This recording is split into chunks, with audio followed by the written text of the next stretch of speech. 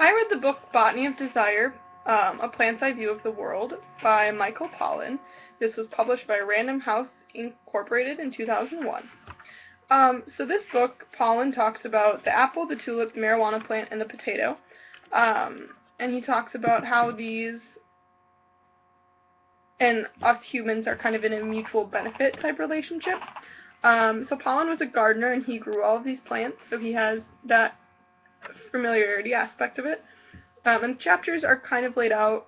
He starts with his experience growing the plants, and some of them are about his childhood with the plants, and then he goes on to the history of them and how they spread to the West, and then the relationships between the plants and us.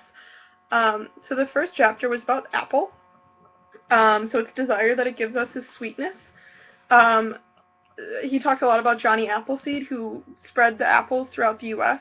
He planted orchards in front of the western frontier, so that when the frontier moved that way, the orchards would be ready for people to buy. And then the second was about the tulip, and that offered beauty. And it's kind of interesting because we don't really see, if you think logically about it, there's no real reason to spend so much money on flowers and beautiful things like that. But the tulip and many others, like the rose, kind of took over a lot of the economies in some of the earlier civilizations. So the next one was about the marijuana plant, and that is clearly for the benefit it gives us is intoxication. What's interesting is this was one of the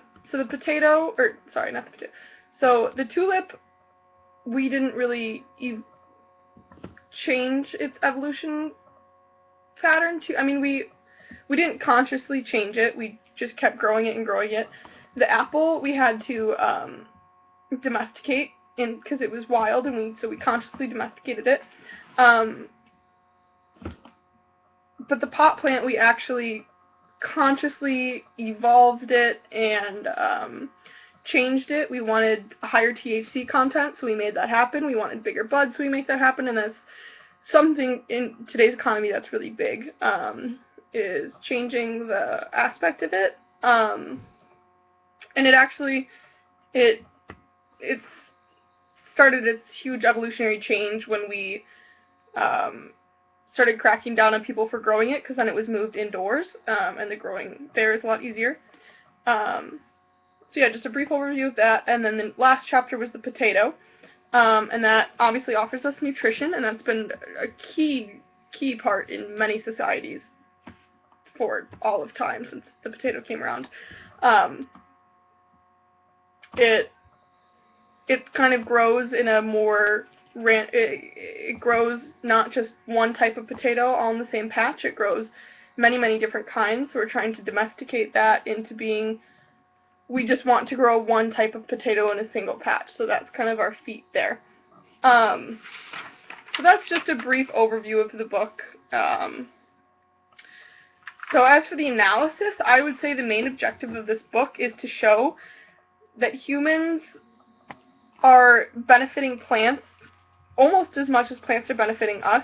We don't really think of it like that. We kind of think of it as a one-way street, that we're just taking from the plants. But you don't really realize that we're helping the plants as much as they are helping us. Like, they evolve, not consciously, but it's time and time again how it happens. They evolve to please us, and then we continue to grow more of them. Whether we make them evolve like that or whether nature makes them evolve like that, it's happened both ways. So yeah, I think the main objective is kind of to show that we are in the same plane as bees, I guess. Because bees, we look at their relationship as pretty obvious. The bees help the flower because it pollinates it. It goes from flower to flower, pollinating it and germinating it. But the flower, or the bees get the nectar from the flower. That's kind of an obvious give and take relationship that we've known since we were in kindergarten. But we have the same type of relationship, and we don't really think about it like that. We help them flourish, and they give us beauty, nutrients, intoxication, anything and everything. So I think a couple, like, the good thing he did is he really had some interesting thoughts and intellectual type thoughts, not, he took a different way of science, and, he took science and put social science perspective on it, which is really nice, really interesting, and that's kind of what I'm interested in. So it was a nice spin on a book. I didn't really expect much of it. So yeah, he gave really good ideas and thought-provoking questions, and he didn't always answer them, which was really nice, because then you have to kind of sit there and think about it. It's a book that you really should take the time and critically read, and I'll probably go over it again, just because I don't know if you can get all out of it in the book that you want, because there are so many thoughts thrown out, and I was writing sticky notes and putting them in different places. There were lots and lots of thought-provoking sentences, not even a whole paragraph, just one little sentence that he would spew out.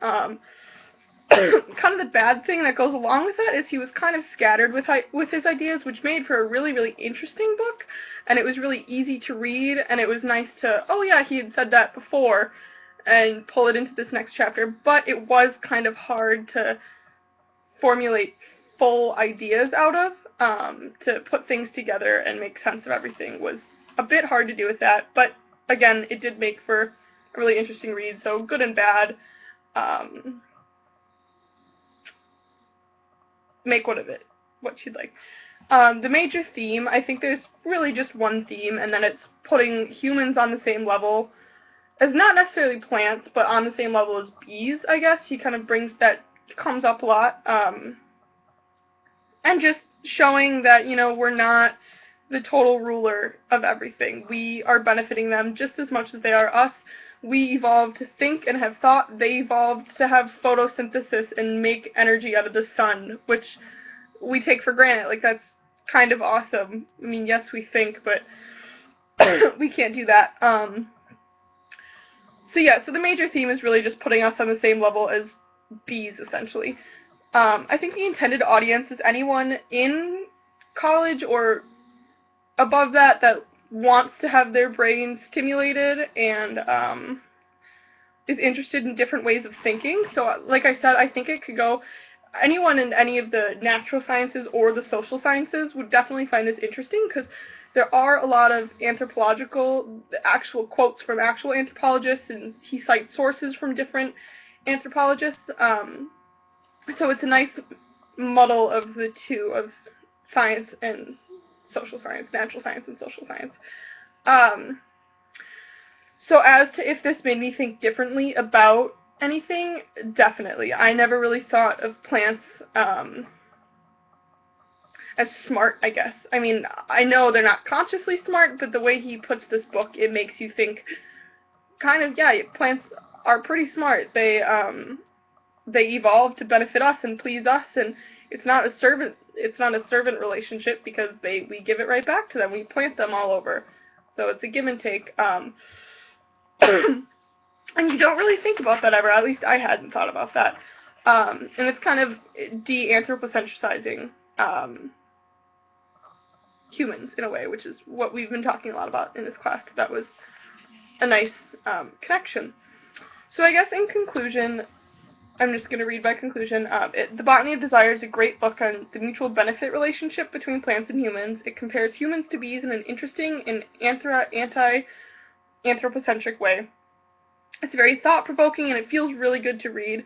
I would strongly recommend this book to anyone interested in plants or social science, or just thinking it anyway. And even if you don't think you are, I guarantee you would like this book. So yeah. Oh, one last note. I just heard, like, 20 minutes ago that there is a documentary on this. I think it's on Netflix, not completely sure, but if you don't want to take the time to read the book, you should definitely go read that. Yeah, so thank you for your time.